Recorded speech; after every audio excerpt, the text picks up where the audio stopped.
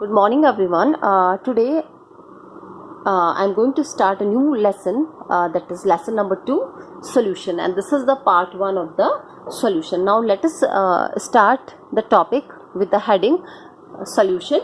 So a solution is the homogeneous mixture of two or more substances whose composition can be varied within certain limits. So solutions are always a homogeneous mixture. So here homogeneous mixture means that its composition and properties are uniform throughout the mixture. The substance making up the solution are called the component. Component means by which the solution is made up of. So depending upon the total component present in the solution, it is a binary solution. It is a binary solution. Now here the binary solution means it contains two components. It contains two components. So it is a binary solution means it contains two component. So the two component of the solution is, one is the solute and another one is the solvent.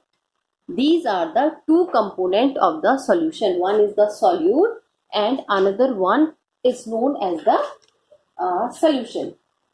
So the component which is present in lesser quantity, the component which is present in the lesser quantity, that is lesser quantity, it is known as the solute, and the component which is present in the largest quantity, that is quantity, it is known as the solvent. So the solute is always present in a lesser number or lesser quantity, whereas the solvent is always occur in a large amount, or we can say that in a higher amount.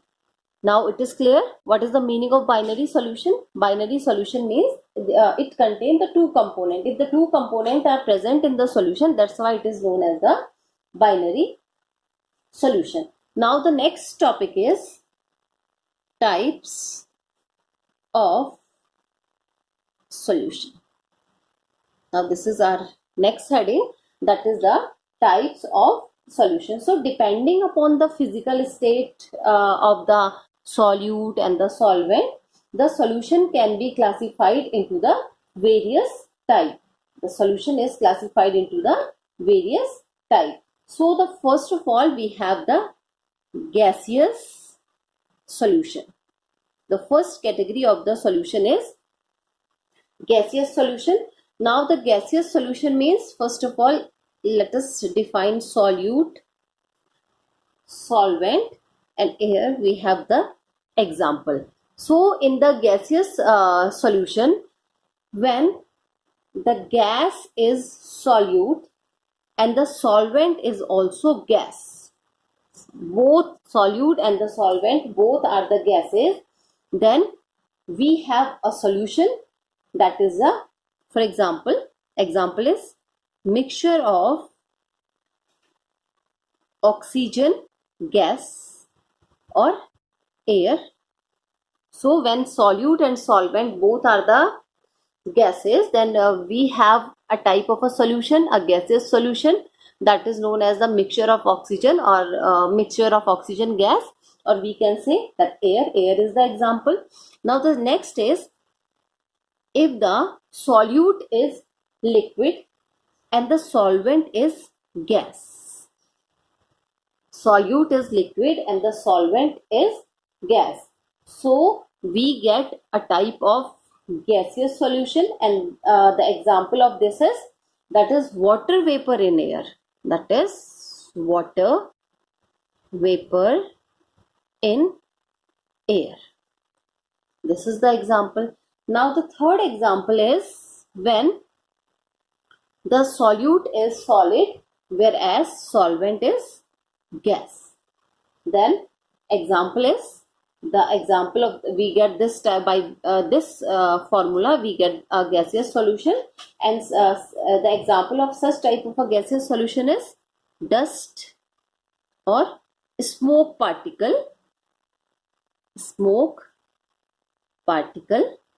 because the dust particle and the smoke particle both are the solid in air, and air is a gas. So these are the type of the gaseous solution. Now let us discuss about the liquid solution. This is the next category, next type of a solution, that is the liquid solution.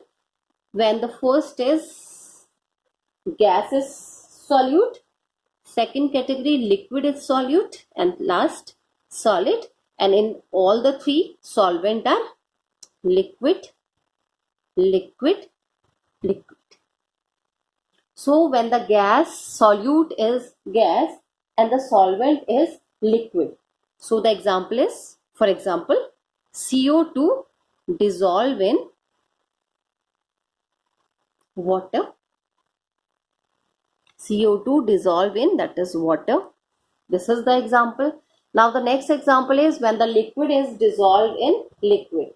For example, methanol, it is a liquid, or ethanol is also a liquid, is dissolved in water.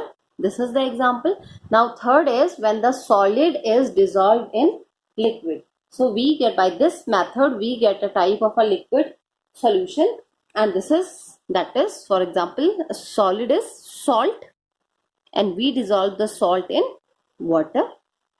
So the solution of salt and water comes under the category of liquid solution. Now the last type of the solution is, that is, solid solution. This is the last heading, solid solution. Now again, in case of solid solution, first is the gas, another one is the liquid, and third one is the solid. And here all the solvent are solid. This one is also solid and this one is also solid. Now let us discuss the example of gaseous plus solid. When we dissolve the gas in the solid, that is, this phenomena may sometime be used in the process of the adsorption, and by this method we, for example, the solution of hydrogen, that is, solution of hydrogen in palladium, and this is the phenomena used in the process of the adsorption. Now second is the liquid in solid. When we dissolve the liquid in solid, so we know mercury. When we dissolve the mercury in sodium, and we know that when the mercury is dissolved in the sodium, we get, that is known as amalgam, that is called the amalgam. Now the last one is the solid is dissolved in the solid, and we know that all the alloys comes in the category of this solution. In case of the alloys, the solute is the solid as well as the solvent is the solid. Now next topic is expressing concentration of solution, or we can say that method for expressing the concentration of solution. Now first of all, let us define what is concentration. Here we are using the term concentration. So the concentration of a solution, we are using the word concentration of solution. So the concentration of a solution means the amount of solute. Concentration of the solution means the amount of solute present in the given quantity of solution. Amount of solute which is present in the given quantity of solution is known as the concentration of the solution.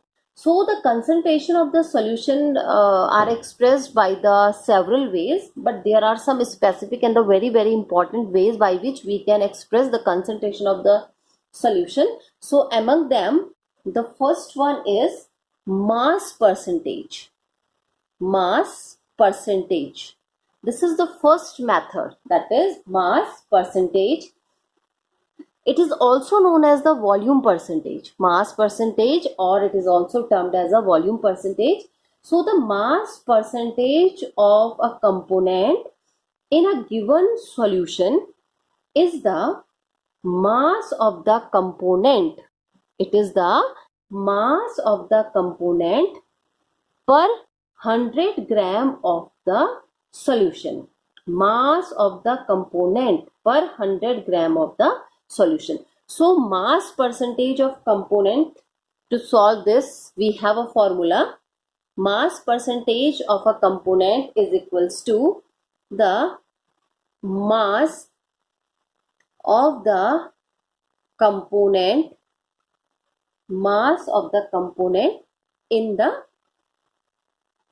solution, mass of the component in the solution to total mass of the solution, total mass of the solution. Here we are using the word percentage, so multiply it with the 100. So this is the formula to identify the mass percentage of the component. So let us make an example or solve an example. For example, if WA is the mass of component A and WB is the mass of component B.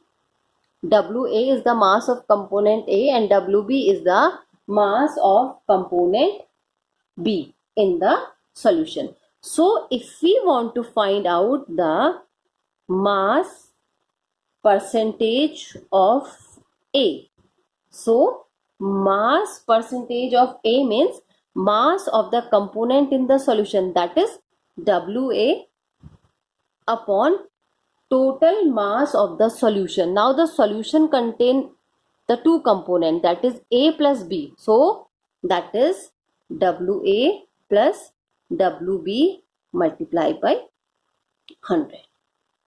So this is the formula to find out the mass of any component. Now next is, I told you that it is also called, that is volume percentage. This is also called volume percentage. So in case of a liquid dissolve in another liquid, in case of liquid dissolve in another liquid, it is convenient to express the concentration in the volume percentage. So the volume percentage, this one, the volume percentage is defined as the volume of the component, volume of the component per 100 parts by volume of the solution. So if, let us consider VA and VB are the volume of two components. It is for component B and this is for component A. Now if we have to find out the volume, so volume percentage of A is equal to, the formula the same in both the cases. Here I am using the word mass, but here we are using the word volume. So that is volume of A upon volume of component in the solution, volume of the solution. So volume of the solution means volume of A plus volume of B multiplied by 100. So this is the formula for the volume percentage. Now the next way for the expression expressing the concentration of the solution is parts per millions, that is parts per millions, and the parts per millions, in short, it is known as ppm. Parts per million or ppm. So when a solute is present in very minute amount, here minute amount means very trace quantity or very small amount, the concentration is expressed in part per million. Why it is known as part per million? Because here the solute is present in a very minute amount and it is abbreviated as ppm, part per million. So it is the part of the component. It is defined as the part of a component per million part of the solution. Part of the component per million part of the solution. So ppm is ppm of A. For example, we have two components A and B is equal to mass of component A upon total mass of solution. Mass of component A upon total mass of solution multiply by 10 to the power 6 million, that is million. So this is the formula to find out the part per million or the ppm. Now the next method for the expression is, that is molarity. We have already discussed about the molarity in our previous class. Molarity of a solution. We all know very well, molarity of a solution is defined as number of moles of the solute dissolved per liter of the solution. So the formula for the molarity is equal to, that is moles of solute or number of moles of solute, both are same, upon volume of solution in liter.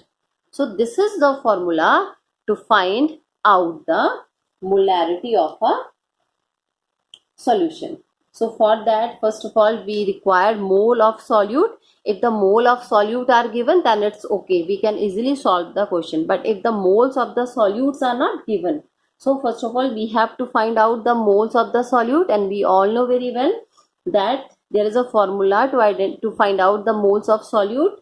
That is moles of solute is equal to mass of solute upon the molar mass of the solute. Mass of solute means the given mass divided by molar mass of the solute. So this is the formula for the molarity. Now the next term is, again it is a very common term, molality. That is molality. Now molality of a solution is defined as number of moles of the solute dissolved per kg of the solvent, and for that molarity is designated by the capital M, whereas the molality is designated by the small m. So the formula for the molality is moles of solute upon mass of solvent in kg. Mass of solvent in kg, and if we are written here the gram, so multiply it with the 1000. So this is the formula for the molality. Now the last method for expressing the concentration of the solution is known as the mole fraction. So the mole fraction is a ratio. Now here the word fraction is used, so it is a ratio. Mole fraction is the ratio of the number of moles of one component to the total number of moles. Now total number of moles means solute plus solvent present in the solution. So the mole fraction of a component is equal to number of moles of the component divided by total number of moles of all component. So this is the formula to find out the mole fraction, and the mole fraction is denoted by small x. This is the method to denote the mole fraction. Now let us suppose we have a solution and it contains Na moles of solute A and Nb moles of solvent B. These are the number of moles Na and Nb. So if we want to find out the mole fraction of solute, that is Xa. Here this one is the solute and this one is the solvent. So first of all, that is Na, that is the number of moles of the component. Here we are going to find out for the A. So, and that is total number of moles of the component means solute plus solvent. So that is Na plus Nb. This is the way to find out the number of moles of the solute, that is the Xa, and if we want to find out the mole fraction of the solvent, that is Xb. So for that is Nb upon Na plus Nb. So by this method, these two methods, we can easily find out. That is for, let us find out Xb, that is Nb upon Na plus Nb. So here we have the mole fraction for the component A as well as the mole fraction for the component B. Now there is a fact behind it, that the sum of the mole fraction of all the component, the sum of the mole fraction of all the component in the solution is always equal to 1. So the sum of the mole fraction, that is Xa plus Xb, these are the mole fraction.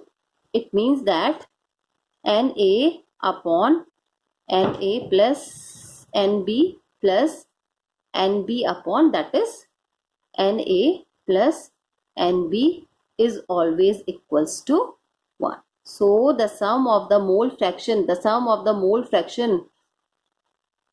of all the component in the solution is always equals to the unity, or always equal to the 1. So if the mole fraction of one component of a binary solution is known, then that of the other can be calculated. If we know the mole fraction of one component, so and if we want to find out the mole fraction of the second component, so we can easily find out with the help of the formula, because they both are related to each other. Let us check how we can find out. So if we find out for the Xa, so Xa is equal to 1 minus Xb. This is the formula, that is Xa, because Xa plus Xb is equal to 1. So Xa is equal to 1 minus Xb, or Xb is equal to 1 minus Xa. So if we have one value, any one value is given, we can find out the value for the other. So these are all about the concentration, expressing the way how we can express or we can find out the concentration of the solution.